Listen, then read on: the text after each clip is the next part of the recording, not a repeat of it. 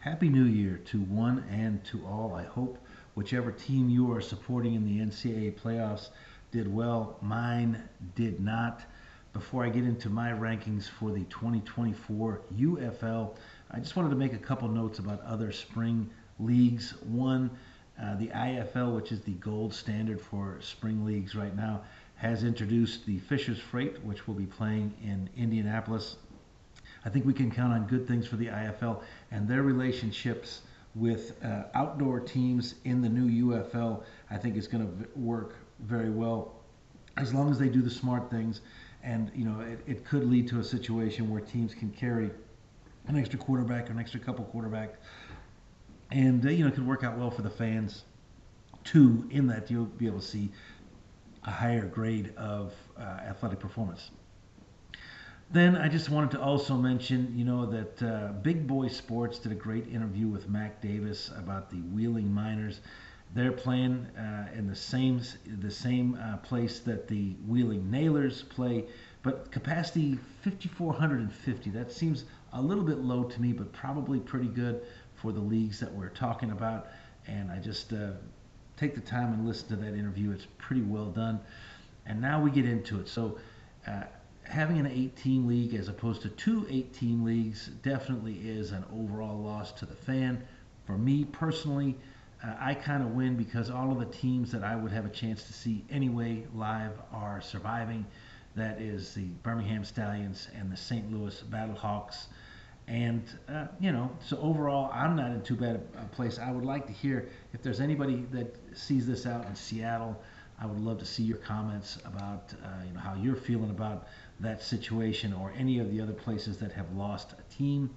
And let's just talk a little bit about some teams that are no more. Let's remember there was the Los Angeles Wildcats that was in 2020, one and done. They were playing in a Major League Soccer stadium, which I think was good. Again, I think LA is a key market for any of these leagues. The Vegas Vipers, they were a disaster.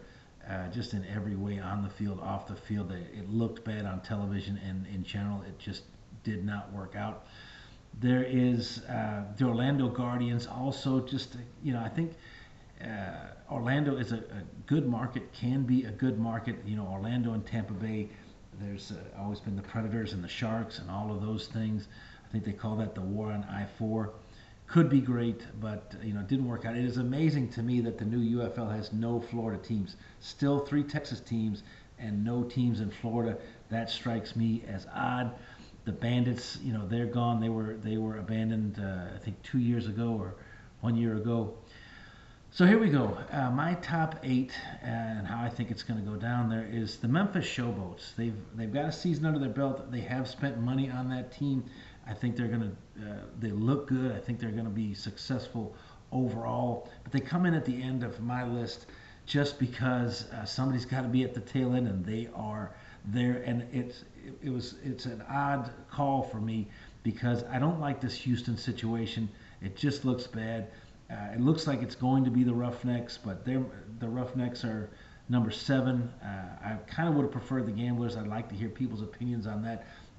The Roughnecks definitely, they played games there, which the new Gamblers never did, and they're maybe building something. Maybe there's some fan support. I would love to hear some Texas fans tell me if anybody's been to a Gamblers or a Roughnecks game about the experience overall.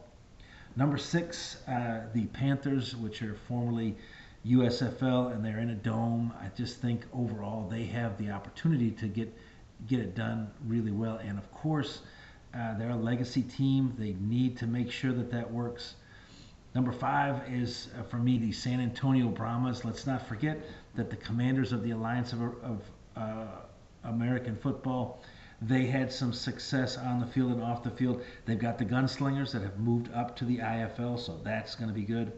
Number 4 on my list, and I think people are going to disagree with me in many ways on this, is the Birmingham Stallions, 2-time USFL champions.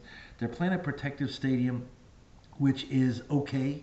It's not the best stadium in the league. I don't think any of these leagues, the more corporate they get, the more success they have, and the more corporate they get, I don't think any of these leagues are going to fall in love with Birmingham. I think Birmingham is always going to be treated as a second-class corporate citizen. That's just my opinion. Number three, I've got the Arlington Renegades, again, champion of the XFL. It's one of three Texas teams.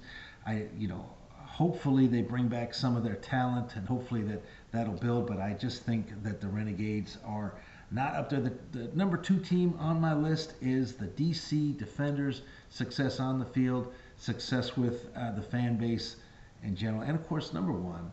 I don't think it's any surprise that the Battlehawks are number one on my list, number one on most people's list. The most success, of course, they didn't. They didn't make the playoffs. They didn't get a championship, but they looked good overall. Especially again, if they can bring back AJ McCarron, if they can get some of those talent things. If St. Louis, and by the way, one quick note before I end this, I went to that game in St. Louis. It was the Vipers and the Battlehawks. After the game, I tried to go down to the landing, and just nothing was open. If you're going to get 35,000 people at the stadium, 35,000 people, there should be some stuff open downtown. But that speaks a lot to the state of the city of St. Louis. I mean, where it's at right now. Let me know what you think. Have a great day, and thanks again.